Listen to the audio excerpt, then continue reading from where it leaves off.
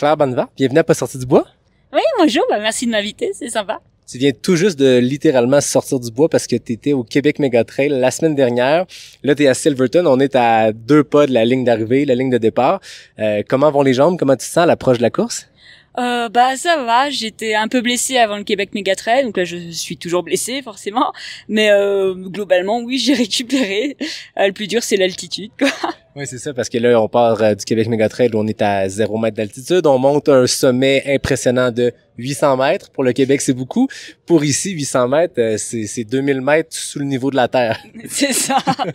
T'es sur un enchaînement assez exceptionnel depuis plusieurs temps. Mais j'ai l'impression que dans les dernières semaines, le dernier mois, ça a été assez intense, cette intensité Ça a été assez intense, cet enchaînement de courses-là. Parle-nous de ce que tu as fait dans les derniers mois. En fait, je me suis blessée il y a 2 mois. Ouais. À Minorque, donc j'ai fini sur une jambe à 185 km, mais bon, j'ai fini quand même. Et après, pendant 7 semaines, j'ai pas couru. J'ai marché 130 km 9000 D+. J'ai passé les barrières horaires, mais voilà, pendant 7 semaines, j'ai rien fait, et un trail en marchant. Et après, j'avais mon avion pour les États-Unis parce qu'en fait, ça fait un peu plus de 3 semaines que je suis pas rentrée chez moi. Et donc j'avais le Tao qui est un 200 miles, qui est un très très beau 200 miles d'ailleurs. J'ai été blessée, 2 jours avant la course, j'ai couru 100 mètres, j'y arrivais pas. Et j'ai fait, allez, c'est bon, 200 miles en marchant, ça va le faire. Heureusement, le jour de la course, j'ai réussi à trottiner un peu, et ce qui fait que j'ai mis un temps pas si dégueulasse que ça, vu mon état. Donc j'étais contente de finir, et je crois que j'ai fini 2e femme, donc c'est pas, et 8e au scratch, donc c'est pas si mal sur une jambe. Je pense que t'es très humble, c'est plus que pas si mal pour quelqu'un. De un, dans tous les jours, ça serait très bon. De tous les jours, ça serait bon. Mais là, de le faire avec une grosse blessure comme ça, 100 mètres sans pouvoir courir quelques jours avant, c'est très impressionnant. Est-ce que pendant la course, tu as ressenti beaucoup de douleur? Oui, non, j'essaie justement de pas trop dépasser le seuil de douleur. Et pendant à peu près 200 km, ça a été. Et j'avoue qu'après les 130 derniers kilomètres, j'essayais de marcher le plus possible. Mais non, globalement, j'avais mal en descente. Mais bon, je marche vite. Je marche vite et puis je pouvais trottiner sans trop avoir mal, donc ça allait. Donc ensuite, t'as enchaîné avec le FKT de la Long Trail, c'est ça, au Vermont? Ouais, c'est ça. Après, 4 jours après le Tao, je suis allée d'abord à Montréal, puis après j'ai pris un bus pour prendre le départ du FKT, du sentier du Long Trail, qui est à la frontière du Massachusetts et du Vermont. Je pouvais toujours pas trop courir, mais bon, vu que je faisais une unsupported, j'avais un sac à dos de 10-12 kilos sur le dos avec toute ma bouffe, toutes les affaires, etc. Donc je savais que de toute manière j'allais trottiner au milieu, j'allais trottiner, quoi. Et j'ai eu pas trop de chance niveau météo. Premier jour, je me suis tapé un orage de la mort, toutes mes affaires étaient trempées, je me suis tapé 15 mm de pluie en une demi-heure, les sentiers c'était un ruisseau, voilà, disons que niveau météo, malheureusement tous les jours je me suis pris des grosses averses, donc le terrain était très très boueux, et puis il faut savoir que la première partie, le Long Trail c'est 430 km à peu près, le premier 100 miles c'est assez facile, disons qu'on va dire que c'est la partie la plus facile, c'est pas très facile, mais après ça devient carrément pourri, quoi, carrément très difficile, parce qu'en fait c'est un des premiers sentiers de randonnée qui a été fait aux États-Unis, donc ils sont pas emmerdés à faire des lacets, non, c'est ça, on monte direct, tu vas droit dans le pantou sur de la roche, tu mets des échelles, etc. Donc j'étais plutôt pas mal partie, parce qu'en 2 jours j'avais quasiment fait 200 km en 2 jours. Et puis après, là, j'étais vraiment à 40 km par jour. J'allais vraiment à 2,5 km/h. C'était vraiment très, très compliqué, très, très technique, très, très boueux aussi. Donc, je savais que j'avais prévu au maximum 6 jours pour le faire, parce qu'après, J'avais rendez-vous en Guadeloupe. J'étais invitée par les organisateurs de la Transcarukera, qui est une course magnifique en Guadeloupe. Donc voilà, j'avais un avion pour la Guadeloupe. Et donc j'avais vraiment juste 6 jours, pas plus, pour faire ce FKT. Et puis quand j'ai vu que il me fallait 6 jours et peut-être une dizaine d'heures, enfin, j'étais sur les bases du FKT, mais j'ai vu que j'allais rater mon avion quoi qu'il arrive. Donc bon, j'ai décidé d'arrêter et d'aller quand même prendre mon avion pour la Guadeloupe parce que j'étais censée télétravailler là-bas, etc. Donc je pouvais pas trop, voilà. Mais bon, j'avais un peu quelques regrets parce que j'aurais pu battre ce FKT et comme c'est vraiment difficile, je sais que je vais pas y revenir ou alors pas tout de suite. Donc bon, voilà, voilà. Et puis après j'ai passé une semaine en Guadeloupe à découvrir ces magnifiques sentiers avec Lucas Papi qui est un ami, et puis à découvrir les organisateurs et les bénévoles de la Transcarukera. Et la Guadeloupe, autant le long trail m'a paru difficile, autant après la Guadeloupe, le long trail, je trouvais que c'était hyper roulant. Ah oui, c'est ça, c'est ah ouais, technique, non, hein. ouais, la Guadeloupe, c'est des roches, c'est de la boue, c'est des branches de partout. C'est magnifique, hein.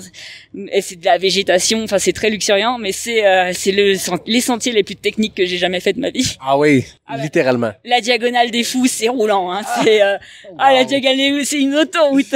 Nous, au Québec, on aime se dire que la Mistachibo que tu as vécu au Québec Megatrail est une de nos portions les plus techniques, mais là, la Guadeloupe, on comprend que c'est Mistachibo x10. Ouais, c'est exactement ça. Donc, après mon long trail, j'ai quand même passé 5 jours avec les pieds à patauger dans la boue, donc j'avais les pieds défoncés. La Guadeloupe, ça m'a achevé parce que pareil, j'ai passé une semaine à randonner dans la boue. Donc après la Guadeloupe, je suis retournée à Montréal pour faire le Québec Méga Trail et là j'ai encore pataugé dans la boue, donc là j'avais les pieds mais en compote. Il paraît que c'est bon pour la peau, la boue. Donc après la Guadeloupe et le Québec Megatrail, je pense que peut-être que ta peau est prête pour quelque chose de moins boueux ici à la Hard Rock. Ah bah là, de toute manière, là, je suis déjà contente de sentir le sol Oui, dur. Je suis là en mode, trop bien. Mais non, c'était cool. C'est vrai que mes pieds ont souffert, mais bon, le Québec Megatrail, disons que j'aurais plus apprécié le Québec Megatrail si j'avais pas eu des ampoules à la base. Ouais, Parce que le problème, c'est que si tu commences avec des ampoules et tu finis avec encore plus d'ampoules et t'es clair dans le noir, quoi. Ouais, donc, Québec Megatrail, les auditeurs qui écoutent le podcast sont très familiers avec cette course-là. Toi, comment t'en as entendu parler? Comment t'as décidé de choisir? Comment t'as choisi de mettre cette course-là à ton calendrier? J'en avais déjà entendu parler parce que il y a 2 courses principales au Canada, le Haricana et le Québec Megatrail. Mais c'est vrai le fait qu'il soit dans les World Trade Major, ça m'a incité à le faire parce que j'avais déjà fait le Mute, j'avais plutôt bien réussi le Mute et comme maintenant il y a un classement, je me disais qu'il y avait peut-être moyen de faire quelque chose de pas trop mal et d'être pas mal dans le classement et de gagner un peu de tunas, quoi. J'avoue que ma seule motivation c'était ça là-bas. Après j'ai vu le parcours, puis j'étais dans le coin. Enfin voilà, je prenais l'avion à Montréal, c'était Québec, c'est pas loin, donc je me suis dit ça serait dommage de pas la faire, quoi. Ouais, c'est ça. T'as fait la Long Trail qui est dans des sentiers qui se ressemblent. Québec Mega Trail, c'est le même genre de sentier, donc c'est des sentiers des Appalaches. On est complètement à l'opposé de ce qui se fait ici. C'est peu de points de vue si on compare à ce qu'on a ici dans des cols. C'est très racineux, très rocheux. Qu'est-ce que t'as préféré au Québec Mega Trail? La bière d'arrivée. La bière d'arrivée, j'aime ça, c'est bon. Non, il y avait une cascade qui était magnifique, la cascade Jean Laroche, je crois. Ouais, la petite montée de quelques 400 marches. J'ai bien aimé. Enfin, honnêtement, moi, j'adore grimper. Je suis très forte en montée et c'est la partie que j'ai préférée, quoi. Ouais. Et les ponts aussi, les ponts suspendus, c'était sympa. Ça m'a un peu rappelé la Suisse où il y a pas mal de ponts suspendus aussi. Okay. Donc là, on est à la Hard Rock, on est à Silverton. Je regarde 14h12, tu prends le départ pour la Hard Rock. Après cet enchaînement de courses, comment vont tes jambes à l'approche d'un défi de quand même 160 km et 10 000 mètres de dénivelé positif et négatif? Je suis toujours blessée. Enfin, j'ai toujours un déficit de force dans ma jambe droite. Donc, je sais que je vais galérer sur toutes les parties où il va falloir courir et en descente. Donc, j'avoue que c'est le seul point qui me fait un peu stresser. Parce qu'honnêtement, les montées, ça fait 6 mois que je travaille ça parce que j'ai le tort comme objectif en fin d'année. Donc, je me suis bouffé du D+. Donc, je sais que même si ça va être dur avec l'altitude parce qu'on manque d'oxygène, etc., je sais que ça devrait aller en montée. Par contre, j'ai vraiment peur pour les descentes, surtout qu'ici, c'est très, très raide. Ouais, et puis, il y a vraiment une descente qui me fait peur, c'est celle de Grand Swamp Pass. Parce que l'année dernière, j'ai fait la Hard Rock l'année dernière, du coup, dans l'autre sens. Donc, j'ai monté ce qu'on va descendre cette année. Fait que là, tu sais ce qui t'attend. Ouais, je sais que c'est un mur, quoi. Donc je sais même pas comment je vais descendre, quoi. Sur les fesses, je pense. C'est une option. Je pense que les gens utilisent cette technique-là pour les sections de neige. Pour les sentiers, c'est peut-être moins recommandé. Ouais, mais là, honnêtement, je vois pas comment tu peux rester debout sur de la pente à 50% dans un putain de pierrier. Donc j'avoue que cette portion-là, qui est au kilomètre 24, me fait très très peur. Et qu'une fois que je l'aurai passée, je serai un peu plus zen, je pense. C'est une course que tu as fait l'année dernière. C'est quoi ton coup de cœur sur le parcours? Justement ce Grand Swamp Pass, parce que dès qu'on arrive en haut, enfin bon là du coup on viendra de l'autre côté, mais en fait il y a le Ice Lake Basin qui est un lac carte postale. Enfin je veux dire tu prends la photo, c'est juste t'as l'impression que c'est du Photoshop, c'est voilà. Et ça honnêtement l'année dernière j'avais grimpé donc la montée, il y avait une plaque de neige, j'ai failli mourir. Enfin je suis arrivée en haut, j'étais quasiment en larmes, j'avais vraiment eu peur de mourir. Et puis t'arrives et tu vois ce lac et tu fais ah c'est trop beau. Et puis après tu te fais la descente et tu repleures parce que tu glisses et tu manques de mourir, quoi. Beaucoup de souffrance pour voir un très beau lac, mais ça en vaut la peine. C'est pas vraiment de la souffrance, mais là honnêtement j'avais vraiment peur pour ma vie sur cette course l'année dernière. Après il y avait beaucoup plus de neige. Cette année ça devrait être beaucoup plus simple. Mais l'année dernière je sais que je m'étais cassé la gueule à Kroger's Canteen parce qu'il y avait de la neige, de la glace. J'avais essayé de grimper puis j'étais tombée, j'avais tout dévalé. Remarque cette année je ferai certainement ça aussi, mais ça sera un peu plus maîtrisé je pense. Ouais, non, cette année, ça devrait être un peu plus simple que l'année dernière niveau neige, et puis le parcours a l'air beaucoup plus sec aussi, mais il y a quand même des portions qui sont vraiment, on va pas dire dangereuses, mais qui sont vraiment, qui font un peu flipper, quoi. Ouais, c'est ça. Je suis certain que c'est une question qu'on t'a posée souvent, mais j'ai envie de te la poser quand même. C'est extrêmement impressionnant de devoir enchaîner les courses. Moi, je te suis depuis longtemps. Ça fait rêver de voir quelqu'un qui est capable d'enchaîner les courses à ce rythme-là. Tu parlais de Luca Papi tantôt, qui est un ami. Moi, c'est quelqu'un que je suis aussi beaucoup, qui m'impressionne depuis tant d'années. Qu'est-ce qui te fait courir comme ça? C'est quoi on dit souvent en anglais le why? Qu'est-ce qui te fait revenir à ces courses-là semaine après semaine? Comment on fait pour enchaîner des moments sans doute difficiles parfois sur le parcours, puis de se remettre dans cet état-là que Courtney appelle la pain cave, semaine après semaine, mois après mois? En fait, moi, j'y vais jamais trop dans la pain cave. Je dis pas que je suis dans ma zone de confort. Justement, j'utilise les courses pour sortir un peu de ma zone de confort, parce que quand je suis dans ma zone de confort, je randonne. Mais je vais jamais quand même je suis jamais trop dans la douleur. Je suis plus dans le plaisir et je me mets jamais dans le rouge, on va dire. Enfin, je suis pas là pour me casser ou quoi que ce soit. Et c'est ce qui me permet d'enchaîner, parce qu'en fait, c'est pas dur mentalement. Je suis hyper heureuse d'être dehors, à l'extérieur, et d'aller un peu plus vite que d'habitude quand je suis à l'entraînement, d'être un peu plus rapide que quand je suis en randonnée.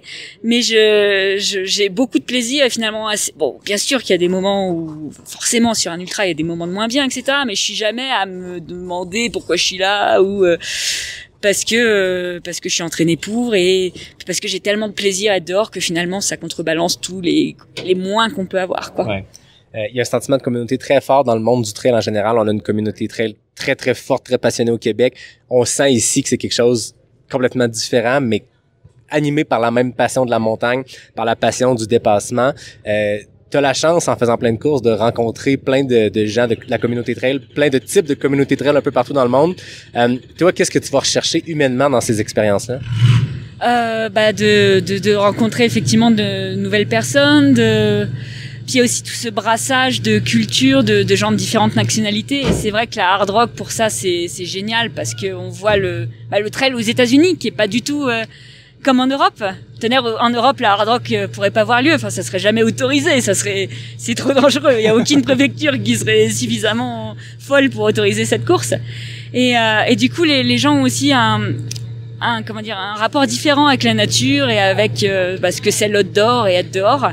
Et c'est génial de faire des courses un peu partout dans le monde pour voir les différentes approches qu'on a sur l'outdoor et sur, par exemple, le respect de la nature et comment les sentiers doivent être. Enfin, par exemple, là, il y a eu beaucoup de trail. Enfin, je sais que les volontaires ont fait beaucoup de trail work pour dégager, pour que les sentiers soient très propres et tout. Tu vas en Guadeloupe, il n'y a pas de trail work. Tu dégages toi-même ton sentier. Et c'est intéressant de voir aussi ces approches sur ce qu'est un sentier, sur comment un sentier doit être considéré comme technique ou pas selon les pays, voilà, parce que la hard rock, c'est technique, mais pour les Européens, bon, c'est pas non plus enfin, c'est plus technique qu'une course que l'UTMB, c'est sûr. Ouais. Mais ça reste, bon, on a l'échappée belle, on a des courses très très techniques. Par contre, pour les États-Uniens, la Hard Rock, c'est la course la plus technique des États-Unis parce que la plupart du temps, leurs autres courses sont sur des sentiers hyper propres, super roulants, etc. Et c'est sûr que c'est pas la même philosophie, même au niveau des paysages et des sentiers, quoi. Ouais. Avant qu'on se laisse, j'ai un petit quiz pour toi, mais j'ai oublié mes faits dans mon sac. Fait que je me lève, on va laisser le camion faire ce qu'il a à faire, puis on revient dans 1 seconde. Donc on est de retour. Claire, c'est le segment nutrition présenté par NAC. Quelques petites questions, tu vas voir, c'est tout simple, mais ça va nous permettre de voir un peu comment tu gères ta nutrition en course, puis c'est quoi tes produits préférés. Première question, sucré ou salé? Salé. Calories liquides ou solides? Solide. Nutrition planifiée ou au feeling? Au feeling. Combien de grammes de glucides vises-tu par heure? Un max. Au feeling, au max. Au max. Quel est le produit nutritionnel qui a changé ta vie? La boisson NAC. Ouais. Le drink mix? Ouais, parce que j'ai toujours été très très solide, effectivement, et je fais aussi du 24 heures.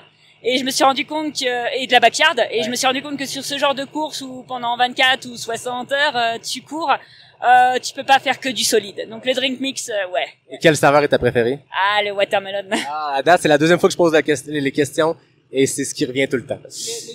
Le dos watermelon. Oui, c'est ça. J'aime ça. Quand l'estomac fait des siennes, que fais-tu? J'essaie de manger des gels ou des compotes. Okay. Dernière question. Quelle est la chose que tu as le plus envie de manger après une course? Pizza. Pizza. Donc, en plus, tu vas être bien servi parce qu'aux États-Unis, la pizza est excellente. Puis à Silverton, il y a vraiment de très bons spots. J'ai découvert. Avec mon mari, on a trouvé le bon spot. Il y a pas de souci. J'ai aussi le segment bière d'après-course présenté par Noctem, qui est une microbrasserie québécoise. Et là, tantôt, tu m'as dit que t'aimais la bière, mais je pense que ton mari est vraiment celui qui va souvent boire les bières d'après-course. J'espère qu'il aime la IPA parce que ce que j'ai pour lui, c'est une catnip, une IPA de Noctem, donc avec un petit chat dessus. Donc, tu nous en donneras des nouvelles ou ton mari nous en donnera des nouvelles. Je sais pas si ce sera la bière d'après-course ou dans quelques jours, mais profitez-en, c'est une très bonne bière locale. Puis ça me fait plaisir, moi, de faire découvrir cette microbrasserie-là à tous mes invités que je rencontre ici à la Hard Rock. Super, il va être ravi, puis je goûterai aussi quand même. Ok, super, tu pourras nous faire un petit review. Merci beaucoup, Claire, je te souhaite une super Hard Rock dans 14h03, si on se fout au chronomètre. Amuse-toi, je pense que j'adore ton approche de se dire qu'on est là pour s'amuser, de profiter des grosses montagnes, puis ici, il en manque pas. Donc, amuse-toi demain, bonne course. Merci beaucoup.